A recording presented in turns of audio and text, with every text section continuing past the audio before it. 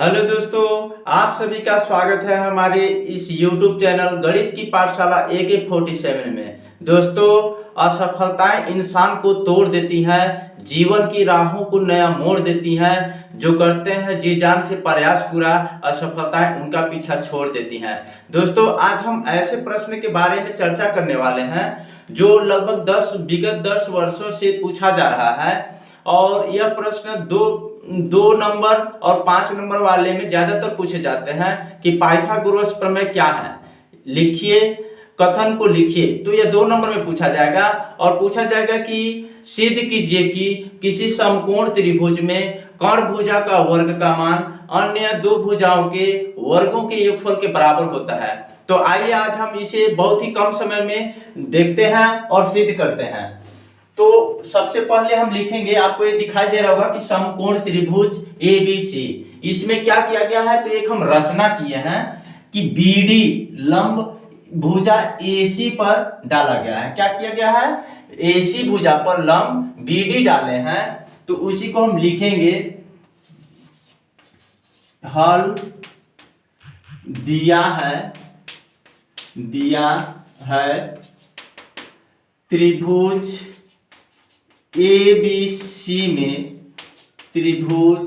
ABC में क्या दिया हुआ है, कोण B इक्वल टू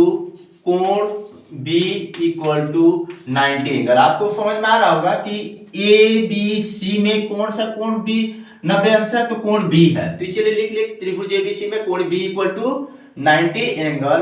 अब इसको हम आगे बताएंगे कि रचना कर लिया जाएगा। इसके बाद इसमें हम रचना में लिखेंगे कि BD लंब BD लंब किस पर डाला गया है, AC पर डाला गया है। और हमें सिद्ध करना है, क्या सिद्ध करना है, तो सिद्ध करना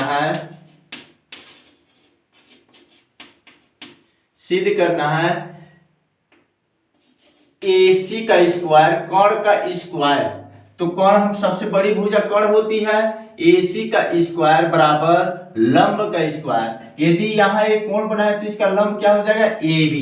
तो AB का स्क्वायर प्लस BC का स्क्वायर, यही हमको प्रूफ करना है दोस्तों।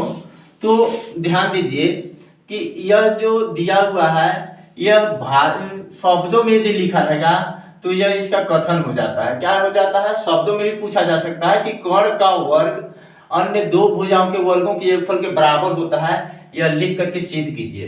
तो अब देखते हैं उत्पत्ति बहुत ही ध्यान देना है आपको, क्योंकि यह 5 नंबर में कंफर्म है कि आता ही आता है। तो उत्पत्ति में लिखा जाएगा त्रिभुज ADB। आप ध्यान देंगे इसमें टोटल कुल मिलाकर के 3 त्रिभुज हो गए। ABC बड़ा त्रिभुज और ADB ये जो है एक छोटा त्रिभुज, दूसरा BDC ये तीसरा त्रिभुज है। तो हम ADB व त्रिभुज ABC में क्या देख रहे हैं, तो ADB और ABC। तो इसमें हम लिखेंगे कि कोण ADB बराबर कोण ABC इक्वल टू 90 एंगल। आप देख रहे हैं कि B और D, इस B की जगह पे 90 एंगल बना हुआ है और D की जगह पे भी दोनों साइड में क्या बना है, 90 एंगल बना है। तो इस तरीके से हम इसे लिख लेंगे। अब आगे इसमें हम देखते हैं, तो इसमें होता है कि कोण A इक्वल टू कोण A। दोनों ही जो A है इस त्रिभुज में आपको देखिए कोण A और कोण A क्या है, उभयनिष्ठ है। क्या, उभयनिष्ठ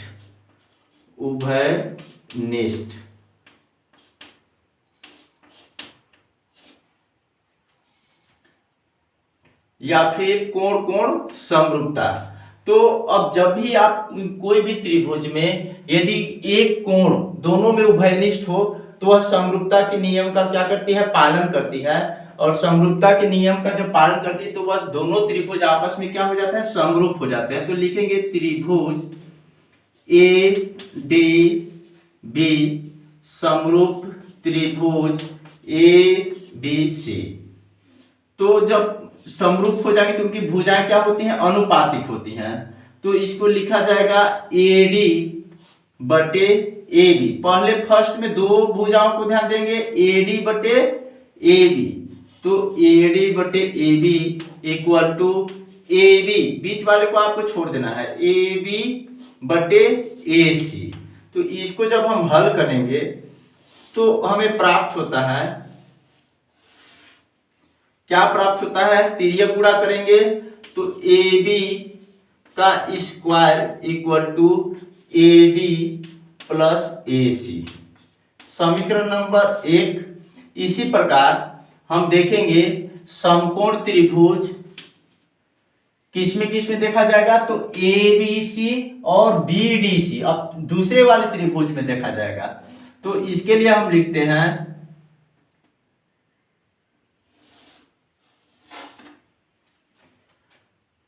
त्रिभुज BDC व त्रिभुज ABC में कौन सी जो कोण है वो उभयनिष्ठ है, तो C। इसमें आपको दिखाई दे रहा होगा दोनों में ABC और BDC, ये दोनों में जो है C कॉमन है। तो इसको हम लिख लेंगे कोण C इक्वल टू कोण C। ये कैसे, तो इसको हम लिख देंगे कोण कोण समरूपता से, कोण कोण समरूपता से।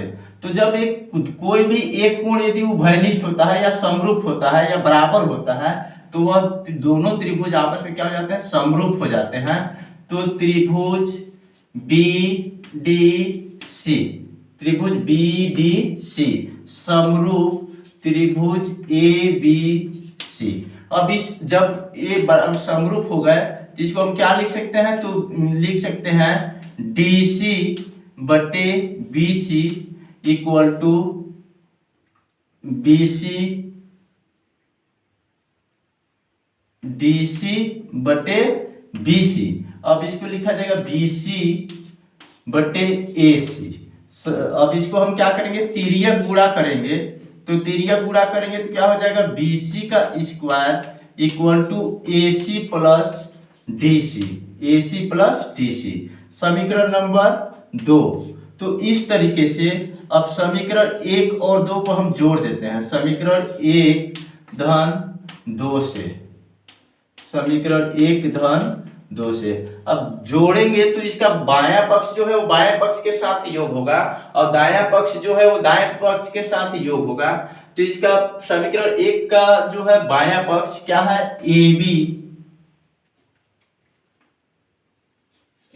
का स्क्वायर प्लस समीकरण 2 का बायां पक्ष क्या है, लेफ्ट हैंड साइड BC का स्क्वायर बराबर, अब इसका AD plus AC plus AC plus DC। आगे इसको हम हल करेंगे तो हमें मिल जाता है AB का स्क्वायर प्लस BC का स्क्वायर इक्वल टू, अब इसमें देखेंगे कि AC और AC दोनों में कॉमन है क्या, तो इसमें AC और AC कॉमन है तो इससे हम बाहर निकाल लेते हैं AC और अंदर बच जाता है AD प्लस DC। इसको हल करते हैं तो हमें मिल जाता है, क्या मिल जाता है, तो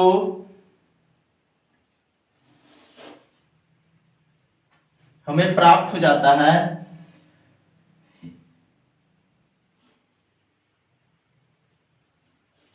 AB का स्क्वायर प्लस BC का स्क्वायर इक्वल टू AC। अब AD plus DC, AD plus DC, आपको यह डिस्टेंस दिखाई दे रहा है कि AC AD और BC को जब हम जोड़ेंगे तो क्या हमें प्राप्त होगा, AC प्राप्त होगा। तो इसको हम लिख सकते हैं कि AC इंटू AC। तो इस टाइप से अब इसे हम लास्ट हल करते हैं तो ये AC का गुणा हो जाएगा तो AC का स्क्वायर इक्वल टू AB का स्क्वायर प्लस BC का स्क्वायर। तो इस प्रकार से हम इस पाइथागोरस प्रमेय को लिखे और सिद्ध किए। तो आई होप कि यह क्वेश्चन आपको समझ में आ गया होगा, और जितना ज़्यादा से ज़्यादा हो सके वो अपने दोस्तों और फ्रेंडों के पास इस वीडियो को शेयर कीजिए। और इस प्रकार के इंपॉर्टेंट प्रश्न की जानकारी के लिए आप चैनल को सब्सक्राइब कीजिए। ठीक है, आप आज इतना ही। Thank you.